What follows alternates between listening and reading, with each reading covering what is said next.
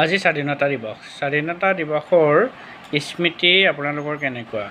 আমি যেতিয়া LP স্কুলত আছিলোঁ তেতিয়া স্বাধীনতা দিৱস বুলি ক'লে আচলতে আমি উদযাপন কৰিছিলোঁ বা ফূৰ্তি লাগিছিলে। আগদিনাৰ পৰাই ফিল্ডখন চাফ চিকুণ কৰাৰ লগতে আমি কেনেদৰে স্বাধীনতা দিৱস উদযাপন কৰিম, পতাকা উত্তোলন কৰিবলৈ হেড ছাৰক কেনেকৈ মাতিম, এনেকুৱা ধৰণৰ বিভিন্ন ধৰণৰ প্ৰেক্টিচ আগা দিনাৰ পৰাই আমাৰ আৰম্ভ হৈছিল আৰু এক ফূৰ্তিৰ জীৱন আছিল।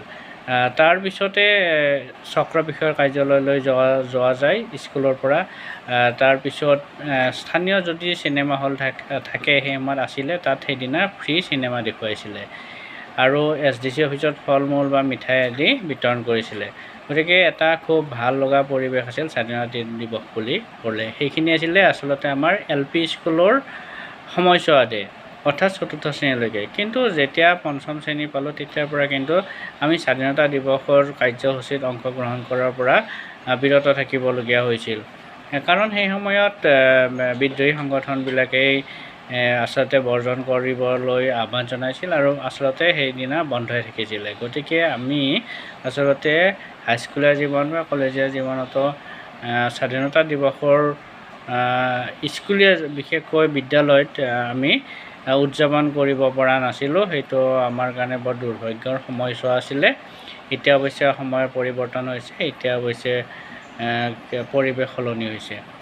আমাৰ দিনত এনেকুৱাই আছিল আৰু আমি আচলতে স্বাধীনতা দিৱস বুলি ক'লে এতিয়াও মনত পৰে LP স্কুলৰ সেই স্বাধীনতা দিৱসৰ কাৰ্যসূচীখিনিৰে কথা।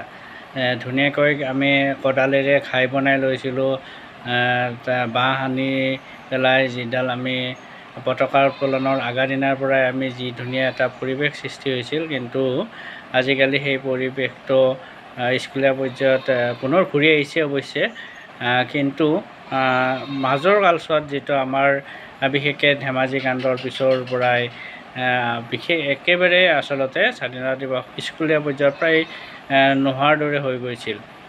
গতিকে সেইটো বৰ দুৰ্ভাগ্যৰ কথা আছিল আৰু পুনৰ আচলতে এতিয়া ভাল দিন ঘূৰি আহিছে। আহক ভাল দিন সকলোৰে।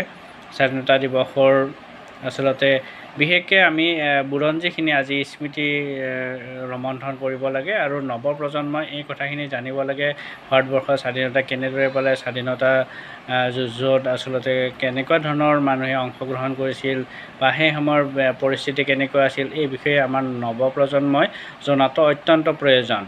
আৰু এই কথাখিনি আচলতে এনেকুৱা ধৰণৰ গণৰাজ্য দিৱস বা এনে স্বাধীনতা দিৱস এনেকুৱা ধৰণৰ কাৰ্যসূচীবিলাকত দেশপ্ৰেমৰ এটা ভাৱ সকলোৰে মনত গঢ়ি উঠে আৰু এইটো খুব ভাল কথা। গতিকে এনেকুৱা ধৰণৰ অনুষ্ঠান আচলতে হোৱাটো উচিত।